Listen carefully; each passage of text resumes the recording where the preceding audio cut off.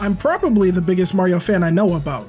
I've played hundreds of games, and almost half of my top 10 favorites are Mario titles. Nothing gets me more excited or makes me happier than seeing that plumber jump across my screen.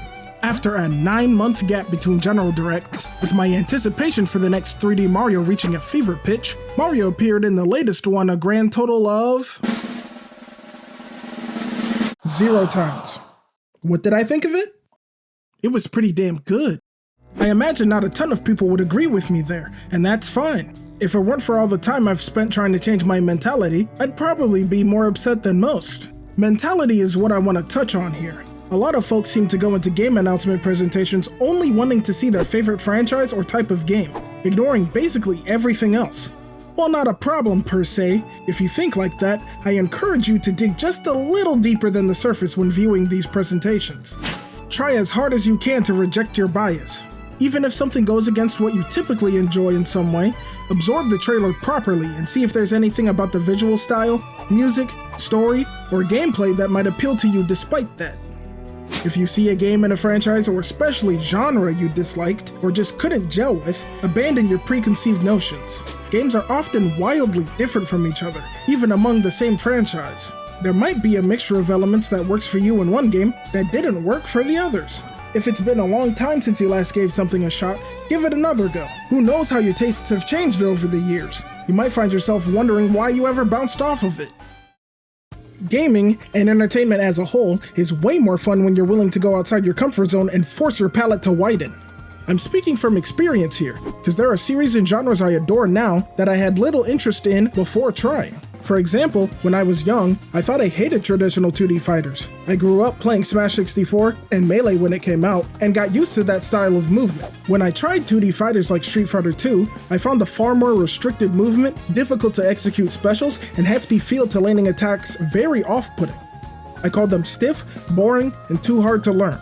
Then, in 2010, Marvel vs. Capcom 3 was announced. The super stylish CG trailers and reveal of Dante from DMC as one of the first newcomers caught my attention. From there, I kept a finger on the pulse of the game, just to see who else they might announce. Then I saw gameplay for the first time, and was blown away. The stark blacks, super saturated colors, and comic book style VFX made it incredibly fun just to look at. The over-the-top animations and punchy sound design worked in tandem to make every character look cool to play and every button fun to press. I couldn't wait to try it for myself anymore. I got the game a little after release, and the rest is history. To this day, it's my favorite non-Smash 2D fighting game, and is responsible for me getting into Street Fighter, King of Fighters, Guilty Gear, and a ton of other fighting games. This next example happened just a few years ago. I spent most of my nearly 30 years of life thinking I just couldn't enjoy Metroidvanias. One of the few things that will make me drop a game is the feeling of being lost. I mean truly lost, with absolutely zero clue as how to make progress and no easy in-game way to reassess information I've learned. I also have the memory of a goldfish, often forgetting small or subtle details in things I've experienced a short while ago. Anyone familiar with the genre would tell you that's basically the death knell for properly enjoying most games in it. A lot of Metroidvanias want you to get lost. They're designed to get you searching high and low for answers until you either piece the puzzle together or happen upon the solution by accident.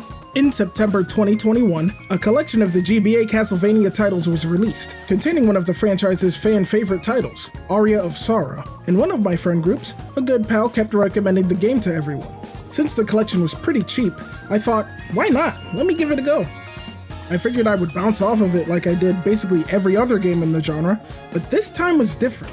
The map was sprawling and huge, so there were plenty of times I had no idea how to proceed or go back where I came.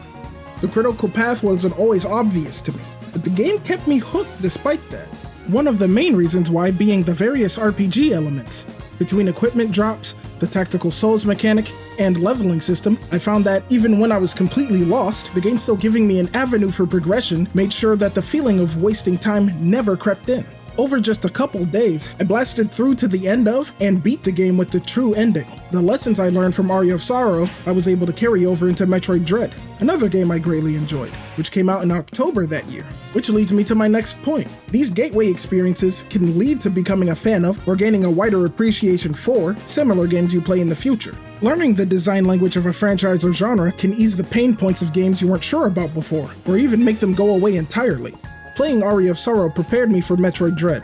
The former made it easier to discern what the latter was trying to tell me with its points of discovery. I'm confident that if I never played Aria, it would have been much harder for me to appreciate Dread, which would have been such a shame. I consider Dread to be among the best feeling and design 2D games I've had the pleasure of playing. Missing out on such a special experience would have sucked. Things like this can make it easier to spot aspects of games that might interest you in trailers, or when watching gameplay. It'll make you curious to explore the catalog of a franchise or genre, and find even more stuff to enjoy. In my experience, this goes double for RPGs. Younger folks seem to be having a lot more trouble getting into this genre these days, and I think that's very unfortunate. RPGs are some of the most unique and rich games out there, with nearly endless variations of all the typical mechanics. Allow me to give you a few entryway recommendations real quick. If you want to get into turn-based RPGs but don't have a ton of time, try out Chrono Trigger. It's a relatively brisk game of about 15 to 20 hours. Combat is fast and reactive thanks to it borrowing Final Fantasy's ATB system. If you don't mind a bit of a longer experience, Final Fantasy V and Dragon Quest VIII are some of the best turn-based RPGs around. If stylish action is your thing, no series is easier to recommend than Ys. This franchise is all about incredibly fast-paced combat. It has a much greater focus on player skill over stats and leveling than most other titles in the genre. Of them, 8 reigns supreme and is a great starting point, though it's about 50 hours long. If you want something shorter at about 25 hours, try Ys Memories of Celceta. Strategy RPGs like Fire Emblem can be daunting, but are rewarding like no other to master. Final Fantasy Tactics is probably the best example of them all. The story is just incredible. It's a grounded tale that tackles disparity between class and the ways it harms everyone involved. It ain't afraid to get dark either. The job system allows for some of the most extensive customization in the genre, enabling you to set up your teams however you want, with tons of viable options. Finally, more specific to Nintendo, check out Xenoblade. These games house some of my favorite stories ever told in the medium. They're about defying insurmountable odds, rejecting nihilism, and keeping hope alive through existential dread. Combat is deeply thought-provoking and constantly engaging, with little to no downtime once you get the hang of things. With the announcement of the Switch 2 editions, there's no better time to get into the series than right now. That's the crux of why I think it's important to broaden your horizons. It's very freeing and joyous to be able to have fun with a wide variety of things. While it's not a big deal, you're limiting yourself unnecessarily by remaining in your comfort zone. There are so many games out there that you would fall in love with if only you gave them a chance. Saying that, I realize a ton of folks can't afford to spend much, if anything, on hobbies or don't have much time to spare. However, there are plenty of methods, I can't mention here, to get around the former. A huge swath of the best classic games were made for platforms that make them incredibly easy to run on a PC. Go out there and give some a fair shake.